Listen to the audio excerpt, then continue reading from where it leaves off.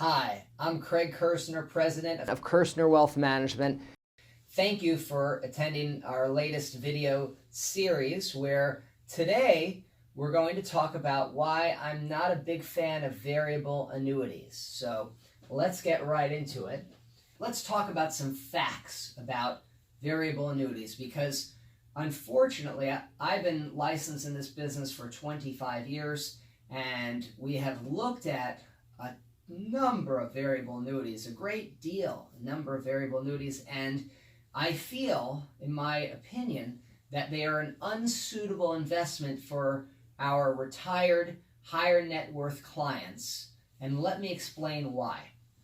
Let's talk a little bit about what a variable annuity is. First of all, a variable annuity, your principal goes into various sub-account mutual funds, okay? So what that means is you give your money to, let's say, $100,000 to a insurance company, and no matter how great that insurance company is, it could be A+ rated, could be the greatest company in the world, not a problem. But the problem, in my opinion, is that the money then leaves the insurance company and goes directly into the stock market, typically in mutual funds. Okay, so your money is not in the insurance company, it's actually in the stock market, subject to the ups and downs of mutual funds and the stock market. So that's number one. It's an investment product where you get all the upside of that mutual fund. However, you could lose money if that mutual fund goes down. This is a big deal because many people in my practice, when they come to me, they're under the belief that their cash, that $100,000, let's say, that they put with the insurance company in a variable annuity, that $100,000 is actually safe and guaranteed, and that they could cash out the $100,000 at any time. This is 9 times out of 10 in my what I've seen is that that is not the case. Okay, with a variable annuity, that $100,000 is worth whatever the stock market says it's worth based on the market value of those mutual funds. So if the stock market goes up, you'll earn money, your $100,000 will grow. Conversely, when the stock market goes down, you could lose money. That $100,000 could go down to $90,000, $80,000. I've seen them go down to $50,000. In the last crash, I've seen losses of over 50% in the last crash when the market went down in variable annuities because your money is in the stock market. Okay, so number one, as I said, your principal is not guaranteed. Okay, that's part one. Part two, and if you bought one of these, your broker might have told you that your principal is guaranteed, but generally speaking, 9 times out of 10 in my experience, that is not the case. You might have a rider, an income rider value, or a death benefit rider value, and those values are guaranteed. But your actual $100,000 of cash, if you ever wanted to take that cash out while you were alive, that is not a guaranteed number typically if it's in the mutual funds and they go down, your value could go down. So your principal, it's not guaranteed. Again, most of my clients that are 65, they're almost all predominantly 65 to 80 years old, their number one goal at this point is the return of their principal. Warren Buffett once said, the return of your principal is more important than the return on your principal. So always our clients' number one goal is safety of principal, protecting their retirement nest egg with safety of principal. So that's number one. Number two reason I'm not a big fan of variable annuities is the fees are very high. Okay, so as you can see here, annual fees of up to 2 to 3%. I have personally seen fees as high as 4 and 5% of hidden fees within a variable annuity that our clients are typically not aware of when they come to us with a variable annuity. They are shocked to find out that the insurance company is taking 3 or 4 or 5% from your variable annuity. Now, let's talk about this for a second. Let's see here. So what are some of the fees in a variable annuity? There's something called a mortality and expense fee. Expense fee. Okay? Sometimes it's also called an M&E fee. So the mortality and expense fee of M&E, that's the insurance company's profit that helps them pay their bills. So that oftentimes, let's call it 1.25%. 1.25%. I've seen lower, I've seen higher. Let's call it 1.25%. That's expense number one. Expense number two is a mutual fund expense. Okay, mutual fund. So the mutual fund manager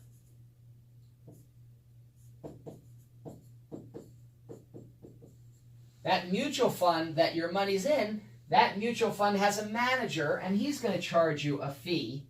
And that fee is typically, on average, about 1% a year. Okay? So 1% a year is an average mutual fund manager fee, right? Then you might have a lifetime income rider. Lifetime income rider, okay? A lifetime income rider. And that income rider is that a guaranteed amount that the annuity, the rider value, is going to grow at, let's say, 5 or 6 or 7% a year. Let's call it 6 for round numbers, okay? So what this rider says is, no matter what happens to the stock market, that 100,000 of value, they're going to grow this rider value at 6% a year, okay? 6% a year. Now, that's not your real money. And oftentimes, people get confused, or perhaps the broker didn't explain it properly, but your money, your actual 100,000 cash, is not growing at 6%. And I see this often as a point of confusion for clients who come in buying a variable annuity from somewhere else. They think that they are getting 6% a year returns from this annuity, which is just not the case. And if you think about it logically, the insurance company is not earning 8 or 9% a year on your money safely, that they could promise you 6% and still make a profit, right? So if they're not earning 9, they can't make a profit and pay the broker a fee, a commission to sell it to you, and still have the product work. So from a gut standpoint, a common sense standpoint, you have to, hopefully you realize now that 6% is not like a 6% CD where you can walk away with that 6% growth in the future. Very important that you understand this, okay? So all that 6% growth is for is so that in the future, you could turn on a lifetime pension. That once you turn it on, they'll give that to you for the rest of your life. Even if you run out of money in the bucket, the 100,000's gone. If they promise you 6,000 a year for life, they will pay you that 6,000 a year for life. Okay. Now, I'm not a big fan of that particular strategy, and I'll explain that in a few minutes. But let's keep going on the fees for now. So the lifetime income rider, maybe that fee is, let's say, 1% as well. Again, I've seen lower, I've seen higher. Let's call it 1%. And then oftentimes I see a death benefit rider fee. Death benefit rider. With handwriting this bad, I should have been a doctor. So let's call that 0.75%. Again, varies by insurance company, but let's say you have a death benefit rider, 0.75. So when you add up 1.25% M&E fee, 1% for the mutual fund manager, 1% for the income rider, if you have one, 0.75 for the death benefit rider, if you have it, that's 1.25, 2.25, 3.25, 4% a year. 4% a year in fees. Hidden fees, okay? 4% a year in hidden fees. So that means that every year the market goes up, the first 4% of returns go to cover your fees. You make anything above 4%. Okay, that's not great. That's a very, very high fee. It's in my opinion. Also, if the market goes down or your mutual funds go down by 10%, they're also taking that 4% a year in fees. So you could be losing 14% in that particular year. So high fees, potential risk to your principal, not a good combination of a investment for a retiree, because again, most of my clients are looking for safety of principal and income. They're not looking to hit home runs and hit growth, huge home runs. They're looking for more of a slow and steady wins the race strategy, so they don't have to lose big chunks of money again, like they might have lost in 2008 and 9. Okay, so high fees, 2 to 3%, could be up to 4 or more. I've seen it all. I've seen lower as well, right? So that's your fees. Now, this is what Susie Orman says about variable annuities. So the next slide, it comes right from YouTube. You can Google this for yourself on YouTube and look up this video, but I'm going to play it for you now. This is what you need to know. Just stay away from variable annuities and you'll be just fine. Gotta love that. So Susie says just stay away from variable annuities. Okay, so now let's talk a little bit more about variable annuities and why I'm not a big fan of a variable annuity. When our clients, we analyze a variable annuity, there are a few things we look for. Number one,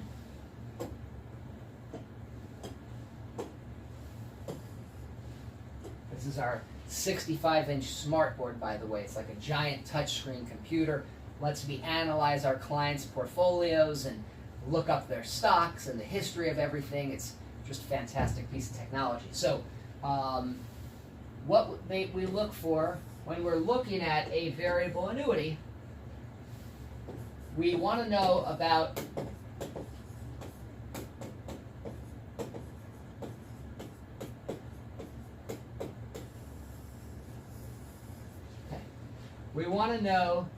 a couple of, this is what's important to our retired clients that are 65 to 80. Number one, they want to know, is their principal safe? Is their principal safe? Okay.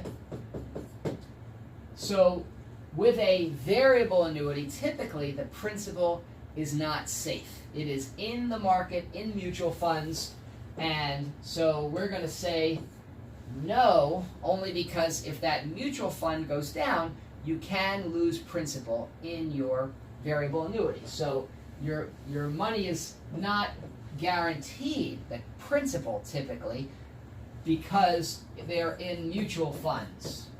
Mutual funds. Okay. Now, so that's number one. Granted, there are less risky mutual funds and more risky mutual funds, and tons of them out there, but we're just speaking generically and generally about variable annuities and if they're applicable for a retired client. So number one, is your principal safe? We say no because your money is in mutual funds at the whim of the stock market. That's number one. Number two, what are the fees? Okay. Again, the fees could be 2% total fees, it could be 3%, it could be 4%.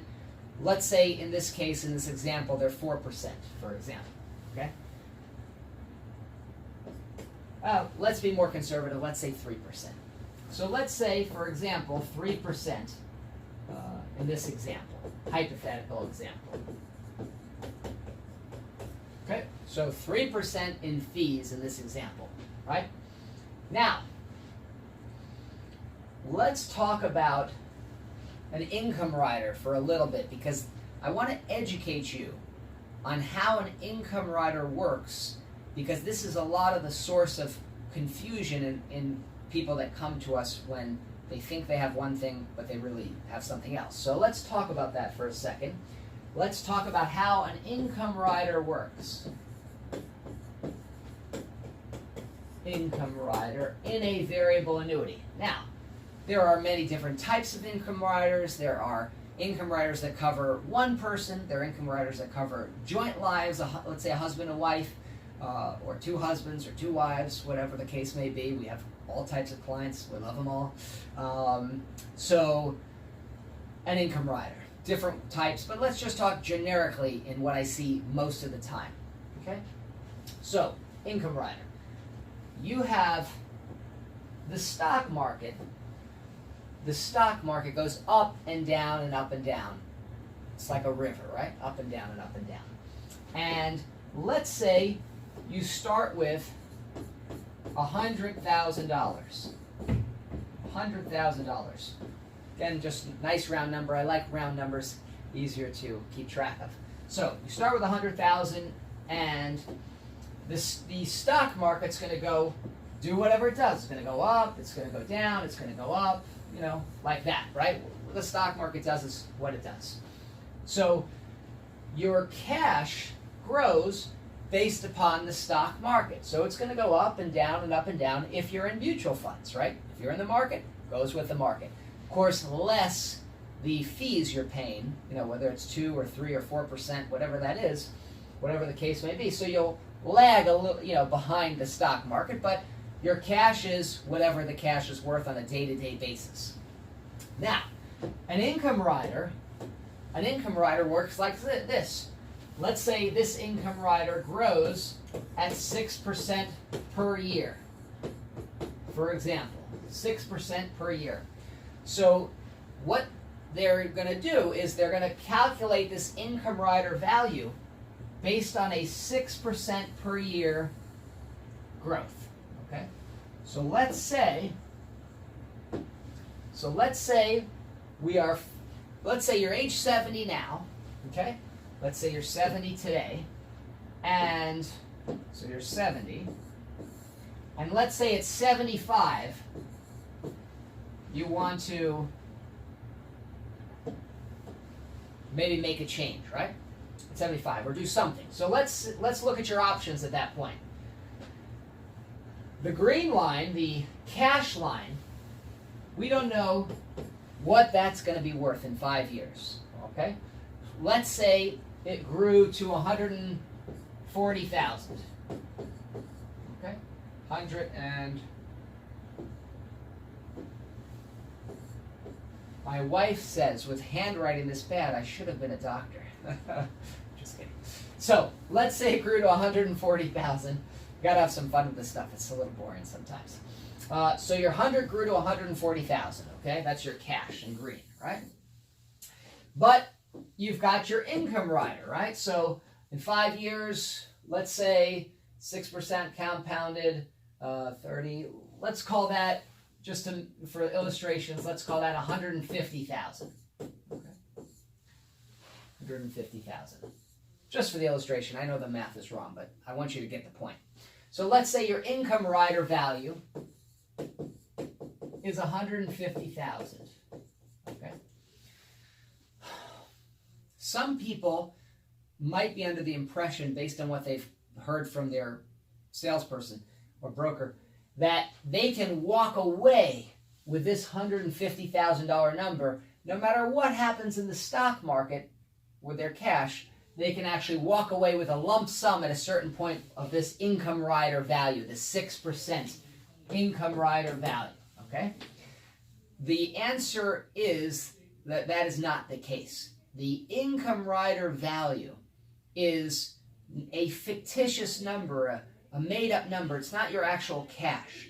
If you wanted to leave at age 75, you could take your cash, the 140,000. If you had 5 bad years in the market and it was only worth 70,000, you could walk away with 70,000. That's it. Whatever your cash is, if you want a lump sum, again, typically speaking, that's what you can walk away with, right? The income rider value, that fictitious number of a promised number, but it's not your actual cash, is worth 150,000. That is contractually guaranteed by the insurance company. But that income rider value is not for you to walk away with. They're not giving you a 6% CD, right? So what that income rider does is lets you take out a certain percentage of your own money as a pension for the rest of your life. A level pension, typically level for the rest of your life, okay? So let's say, for example, that they're going to pay you a 6% payout at that point. So that would be $9,000, okay? So that means that they will give you a $9,000 pension for the rest of your life, okay? $9,000 pension. Let me move this over a little bit. Great. So, $9,000 pension for the rest of your life, okay? So, what that means is they're going to give you $9,000, which is a 6% payout on the income rider, and they're going to pay you that $9,000 for the rest of your life, okay? Now, the problem or the concern in my estimation, and what people often don't realize, is that $9,000 here actually comes out of, that $9,000 actually comes out of your own cash value, okay? So they're not giving you anything extra.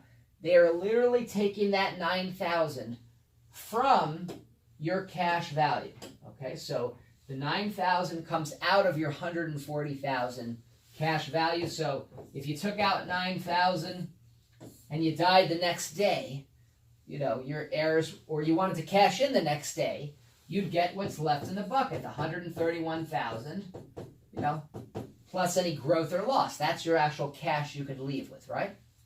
Now, it definitely gives people a certain sense of peace of mind knowing that they can count on this $9,000 for the rest of their lives. They can count on that $9,000. It's a lifetime pension that even if they live so long that they run out of money, they will get $9,000 a year for the rest of their lives, right? So that gives people a certain peace of mind. Now, typically, variable annuity companies don't increase that $9,000 by inflation. They don't, typically that's a level pension for the rest of your life. So what $9,000 a year will buy, what it buys today, we know. What that will buy in 5 or 10 or 15 or 20 years, nobody really knows what the value of that $9,000 will be.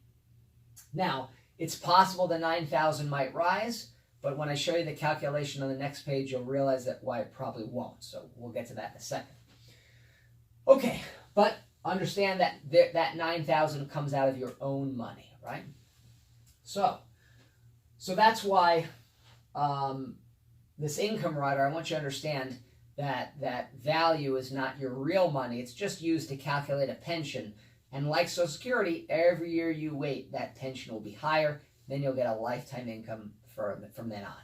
Okay, so now let's go back to our example. So you're with me so far. Great. Now, let's go back to our last example. If you're paying fees of 3%, okay, and 3%, okay, so in this example, right, you're paying fees of 3%, okay. If you're paying fees of 3%, what that means is that if you're paying fees of 3%, what that means is that, let's say in our last example, your cash grew to $140,000. Okay, so $140,000 times 3% is $4,200. $4,200 in fees. Okay. So in this example from the last page. Now, they are going to promise to pay you a pension, a lifetime income, pension, a lifetime income for the rest of your lives, lifetime pension. Okay. In this example, we said $9,000. Okay. So my concern for a retiree, and why I'm not a big fan of variable annuities, is if you add 9,000 to 4,200, okay, that's 13,200. What that means is that your total withdrawals each year,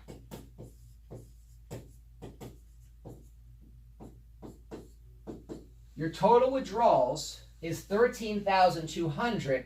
That's coming out of your cash from once you turn on the income rider, from a combination of the fees and the pension. Okay, $13,200, right? That's what this says. Okay. Now, let's say in my last example you had cash that had grown, please God. Let's say it grew to $140,000. Okay, $140,000 of cash, let's say.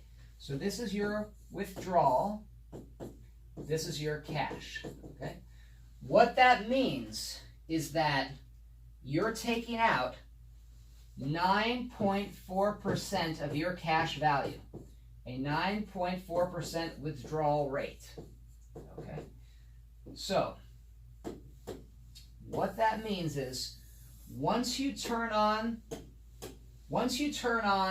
the income in this example, and they're giving you $9,000 of your money and taking $4,200 in fees to give you $9,000 of your own money, that means $13,200 is coming out of your account. That means that's a 9.4% withdrawal rate. Okay, 9.4%. So my kids showed me how to do this, by the way. My children are 5 and 3. They came up here with a chair to play and draw, and they found out I can do all these shapes, right? So stars and hearts. Let's make this one a little sad face, okay? Because why in my estimation, my opinion, it's a sad face is that what this means is once you turn on your income rider and they're giving you the $9,000 of your own money and taking $4,200 of your own money to do that, that means that you've got to earn in the market 9.4% per year, 9.4% per year, just to have your cash stay the same each year, okay? Now, most people know you cannot count on year in and year out a 9.4% return for the rest of your life. Let's say the next 20 or 30 years if you're in retirement, right? You can't count on that because 1 or 2 bad years, let's say, obviously number one, you can't count on that. There's a 4% withdrawal rate rule, which you might have heard about. That's down to 2.8% withdrawal rate now with interest rates so low. Morningstar recently came out and said you shouldn't take more than 2.8% of your money out, let alone 4. But this is a 9.4% withdrawal rate. So, the concern I have is that if you lose half your cash in a bad year or two, hypothetically speaking, and your $140,000 goes to $70,000 the next year, for example, okay?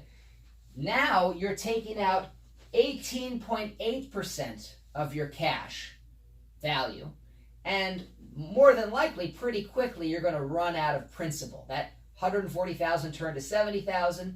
You're still taking out $13,200 a year approximately, and you're going to be out of money more than likely in the next 5 to 7 years after that. Now, the good news is they'll still pay you this pension for life, the $9,000. However, you have no cash left in your bucket, and most of the time, in most variable annuities I see, when you run out of cash, there's no lump sum death benefit for your heirs. So some people might be under the impression that you can take this $9,000 a year, run out of money, still get $9,000 a year, and then after you're dead, your wife still gets $140,000 as a death benefit. And mostly that's just not the case. And most of the times I've seen it. Once you run out of money, they annuitize the contract, the rider value. They pay you that $9,000 or something to that effect for the rest of your life. And when you die, sometimes they give you a 10-year window, a 10-year period certain, where if you die in the first 10 years, your heirs will get the rest. So if you die in year 5, you'll get 5 more years of those $9,000 payments to your spouse or your children. But typically, if it's a 10-year period certain, most people live more than 10 years on average. So that means that once they die, that income stops and your family doesn't get any lump sum death benefits. Okay, again, typically speaking, in my practice, I've seen that. So again, people are often under the impression that they can get $9,000 a year, and they can also get a lump sum for their heirs. And again, that's just not the case, typically speaking. So I don't want you to be confused about that. The point of this is to educate you on variable annuities, why we're not big fans of them. Also, your broker might have said your cash, your principal is safe while you're alive. Or no, principal safe, but what they oftentimes are referring to is that if you died while owning the contract and you haven't taken money out, your family will at least get what you put in, or if not, if there's a death benefit rider, some additional benefits for your heirs, okay? I don't consider a death benefit meaning your money's safe, because you didn't buy this as a life insurance policy to take care of your heirs. Most of my clients bought these originally to fund their retirement. They want to live on the money, you know? So a death benefit isn't really meaningful to them, because that's not the point of this money, okay? So that's important to know the differences, right? So those are the reasons that I'm not big fans of variable annuities. Just to summarize, the principal is typically not safe because your money's in mutual funds in the stock market. Again, we're at 9-year highs in the stock market, 9 years since the last crash of 2008-9. I have my MBA in finance. I've been licensed in this business for 25 years. I study this stuff day in and day out, so very, very familiar with all the different types of products out there and strategies. Well, not all of them, but many of them. And high fees, again, 2 to 3%. I've seen as high as 4 and 5, but we're going to use 3% in this example to be conservative, or whatever. You can get a lifetime pension, but again, they're giving you your own money. So I don't think it makes a lot of sense to take $9,000 of your own money and pay them $4,200 in fees to give you $9,000 of your own money. I don't think it makes a lot of sense. Plus, this income generally isn't indexed to inflation, right? So that doesn't really help. Now, they might have told you, one last point about this is, this income can go up, okay? But what they don't tell you, or sometimes the broker doesn't even know, is that once you turn on the income, you've got to earn, typically, you've got to earn more than this 9.4% year in and year out. And if you if you're earning in the market more than you're taking out between fees and pension, then yes, you might get a raise, possibly. But my point is that you can't count on 9.4% a year returns or more consistently without having some bad years along the way. And so I wouldn't count on this 9,000 going up. Now, you might have looked at an illustration, and maybe they showed you the roaring 90s from 1990 to 2000 and how great the market was and how your income kept increasing. And frankly, I think it's so unsuitable. I don't know how I can say this nicely. That's the nicest I can come up. I think it's so unfair to show you the period of 1990 to 2000 when the market went up almost 10 times in that 10-year span. We went up almost 1,000%, the best bull market we've ever seen, to use that as your example to look at and see if that's how you're going to do. I don't think that's fair. I don't think it's right. I don't think we're going to see a period like that anytime soon. It's possible, but when you look at the odds of where we are here in 2018 going forward over the next 10 years, you know, we're anticipating more challenges than potential opportunities to go up 10 times from where we are here. Now, that might happen. Nobody has a crystal ball, nobody knows, but when you look at statistics and the odds, you know, and history, knowing that history repeats itself, probably unlikely, but anything can happen. And of course, past performance is not indicative of future performance, right? Or it doesn't predict future performance. So the point is, pretty much count on the variable annuity of this situation that 9,000 will be a level premium for life. More than likely, if you're taking out 9.4% a year over your lifetime, you more than likely will run out of money, just playing the statistics and the odds. And then you'll still have that income, but you won't have any benefit left for your heirs. So our clients, again, are looking for more safety of principal, more income as well, but they're not looking to have hit home runs, because if you can earn 20% or more in a good year, sometimes you can lose 10 or 20 or 30 or 40 or 50 in a bad year or 2 or 3, and our clients never want to have that kind of an experience again. So our goal is to create a well-diversified portfolio, and so that we can limit the odds of that happening dramatically. And also, our other goal for our clients is to make sure that they have a proper retirement plan in place, so that will take them through their entire retirement. Thank you so much for listening to this video. If you're in the Boca Raton or Boynton Beach or Fort Lauderdale area, down the Southeast Florida area, we do dinner workshops at Ruth's Chris Steakhouse or Avon Louis in Boca and Fort Lauderdale. We have them every couple of weeks, if not more often, sometimes as often as every week.